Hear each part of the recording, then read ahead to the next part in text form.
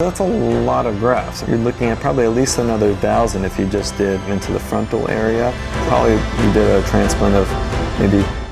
Hey guys, I'm Dr. Gary Linkov of City Facial Plastics in New York City. I'm a facial plastic surgeon and a hair restoration surgeon. If you like this video and my other videos, please make sure to like, comment, and subscribe to the channel. Today, we're going to be talking about Floyd Mayweather's highlights hair transplant on Instagram video. I'll be doing a reaction to it, and this is posted by hair transplant Joe Tillman, who I think is a hair transplant enthusiast, and it'll be interesting to see what his thoughts are on Floyd Mayweather's recent beard transplant. Hey everyone, welcome to the Hair Transplant Mentor YouTube channel. My name is Joe Tillman, and if you don't know what a hair transplant mentor is, you can learn all about it at hairtransplantmentor.com. I don't know what it is. I'll go check that out. Floyd Mayweather, of all people, has had a hair transplant. And not just any hair transplant, he had a beard hair transplant and, apparently, a scalp hair transplant. Now it's kind of confusing because it's like scalp hair to the beard and then scalp hair to the scalp. So when we're talking about hair transplants in general, most of the time the donor supply, the source of the hair, like where it's coming from, is coming from the scalp. It's rare that I have to go to other parts of the body to extract out hair. Eventually people run out, so then you're looking for other sources. But it's not uncommon to use the scalp for both feeding the scalp, right, transplanting to the recipient area, which would be the scalp in many cases, and also using some of that hair for the beard. Now, depending on how much hair you need, those can be pretty big procedures, because when I'm looking at here, it looks like it's maybe like an immediate result, maybe the following day, because I'm seeing little scabs, or it could be a week out even. You're seeing still some scabbing, you're seeing some early hair growth. It could be the length of the hair that they actually inserted, or it could be starting to grow a little bit. So I'm seeing the same type of effect on the scalp. But you're looking at a lot of grafts. I mean, to get this much hair for the beard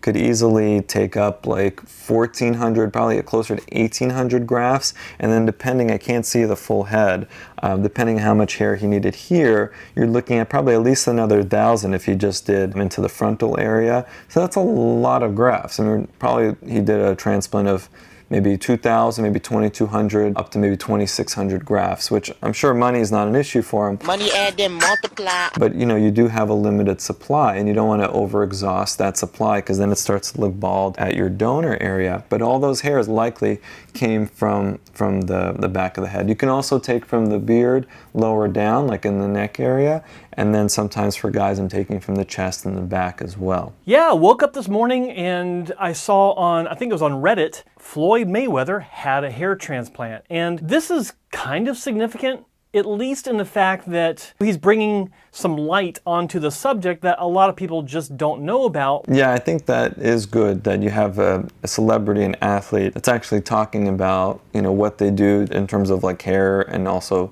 you know, plastic surgery in general, and not being shy about it. I think it's really good because it kind of normalizes the process. A lot of people feel like they can never look a certain way that they think would make them happy, and they're, you know, embarrassed by it. And it's good to see that, you know, like you have these celebrities talking about it. On the contrary, you have people like Jennifer Lopez that, you know, put up videos and pictures really touting their own skincare line and saying, I've never had Botox in my life, when it's obvious that they've had something done. Okay, I just took off the mask. Honestly, I cannot even see a line on my face. So it just makes other people feel worse, like they can never look like her, when in reality, if they do some of the same things that she's done, they probably can. So just my 2 cents. With him getting a hair transplant, it brings more light on the subject to where there's a little bit more awareness, which is always a good thing. But the second thing is that not many people know that you can actually have your beard rebuilt using hair transplant methods that are available today. Yeah, so most hair transplants are done to the scalp, from the scalp to the scalp. But as I said, sometimes I'm doing hair transplants that don't involve putting hair on the head. And so just a few days ago, I did a pubic hair transplant for a young woman. I do many eyebrow hair transplants, beards, all that kind of stuff, because, you know, people want hair in different areas. I have one patient coming up in a few weeks who's actually getting an underarm hair transplant. So he had a procedure that destroyed a lot of the hair under his armpit area. And so now he wants that hair back. You know, there's all types of different hair transplants that are possible. So So with regards to his beard hair transplant, yeah, he doesn't really have the ability to grow a normal beard. And I mean, there's nothing wrong with that, but you look at, a couple photos like these, you can see he's got the goatee, but the hair on the cheeks right through here, it's pretty patchy, pretty scraggly, and just not really a good look for him. So I think it's probably a good idea. Like, if he wants to be able to have a beard, why not get a beard transplant? They're becoming more and more popular. But the unfortunate thing is that if you have it done the wrong way, just like with hairline work, it'll look bad and you'll regret it.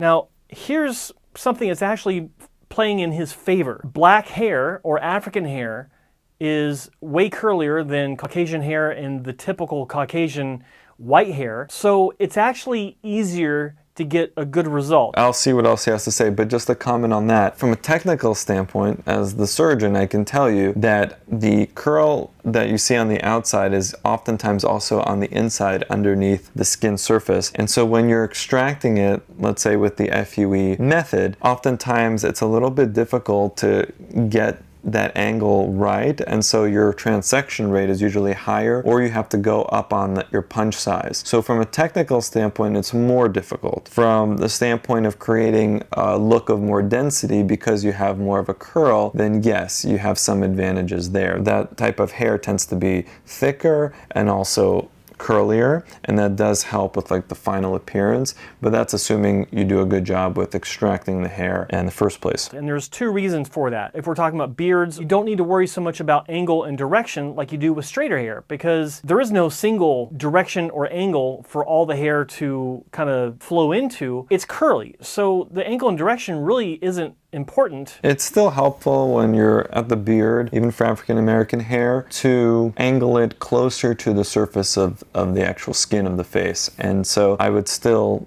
recommend that that be done by your surgeon. But I agree, it's a little bit less critical compared to when you're working with straighter hair. It doesn't really run the risk of looking unnatural because it goes in different directions. Curly hair is curly hair. But, and I'm not talking about wavy hair, I'm talking curls. This sometimes comes up as an issue with African American patients who want their eyebrows done, an eyebrow hair transplant. When the hair is really curly, it can be difficult to achieve natural results on the eyebrow. So that's sometimes, a concern. It's not a contraindication to the procedure, but it's just something that people need to be aware of. But things are generally more forgiving in that regard on the beard. You get better coverage with fewer grafts compared to other ethnic hair types. In other words, one hair from an African patient can be equal in coverage to 3 or 4 hairs, maybe even more. It depends on the curl itself and the caliber, the thickness of the hair.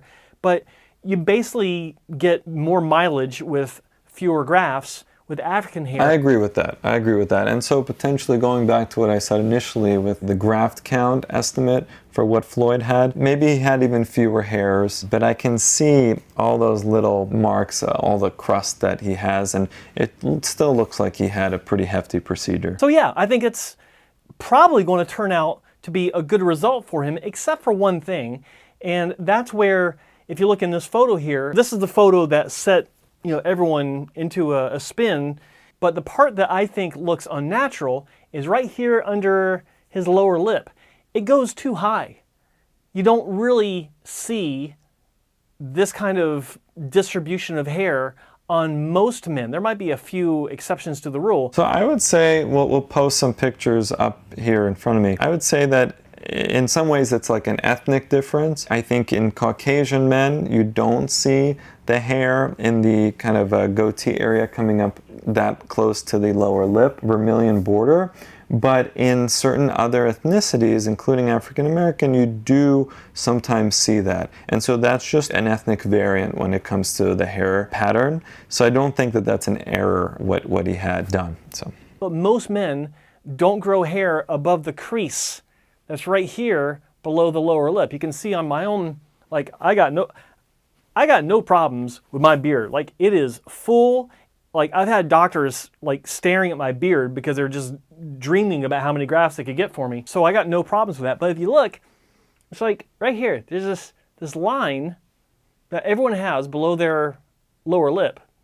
And that's usually where hair stops growing. There might be a few scragglies above it, but then you usually have this little central portion here. It doesn't come all the way up to the bottom of your lip like his does. That just looks silly. So this is one of those giveaways, one of those tells that someone has had a beard transplant, and a bad one at that. The clinic just doesn't, they just don't understand it. I think that's an oversimplified way of looking at it, honestly, because most of this decision making with like where exactly the hair goes is done in concert with the patient, and everything is drawn out in advance. So it's unlikely that the clinic or the surgeon went up to an area where Floyd didn't want hair. So there's probably a reason for why he wanted it there, and I'm sure he's done his research as well. He's a pretty smart guy, so I don't think this was like a grave error. Let's talk about his hair, like his scalp, his scalp hair transplant back into the scalp. Jesus, that's confusing. Okay, so in this photo, we don't have a lot to go by. We can see kind of like the outline of a hairline shape that's been created, but it's too much of a flat angle. Like we can't see the shape of it itself. What I can see is I can see over here, it looks like a temple point was reconstructed. And while it's difficult to see this angle as well, what I can see tells me that it might have been placed too high on the side of his scalp. They're not supposed to be that high. Like mine's like right here. It comes, like if I draw a line out here, it's just above my eyebrow.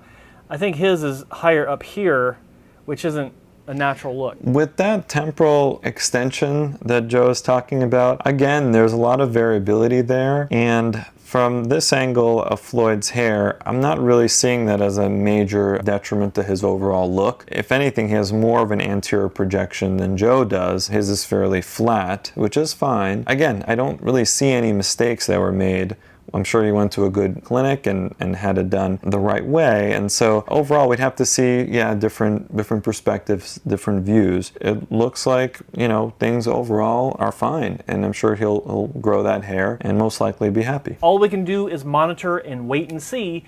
And I'm sure that over the next several months, it'll be easy to do so. Yeah, so I mean, I definitely thank Joe for, you know, kind of shedding some light on Floyd's experience, and it would be amazing to hear from Floyd himself about what it was like and what his decision making was with why he did it and where he did it and how the whole process went. I mean, I'm definitely curious to see how it grows out, and I'm sure we'll be seeing him. I know he has that big fight coming up with Logan, right? Logan Paul. We'll see how that goes. All right, well, hopefully you guys enjoyed this reaction video. If you want me to do others, if you have any specific topics in mind, please comment and let me know. Once again, please like, comment, and subscribe to the channel. Thanks.